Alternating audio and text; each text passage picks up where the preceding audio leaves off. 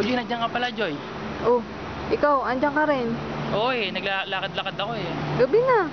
Wala, nagmumuni-muni ako eh. Muni-muni? Bakit naman? Wala, yung isang kaibigan ko kasi aalis na. Oh. Oo eh. Bakit? Ano ba may miss mo sa kaibigan mo? Yung mga mamiss ko sa kanya, yung... Wow na siya na. Grabe ba? Drama, ganti pa action muna. Yun yung mga pansay na mamiss ko sa kanya. Ano pa? Tapos yung message ko sa kanya, bro, I just wanna say thank you for being a good brother to me, and just continue to serve God and do His will, at sana patuloy kang makarinig sa kanya, and may God bless you, joy and peace kung saan ka man pupunta.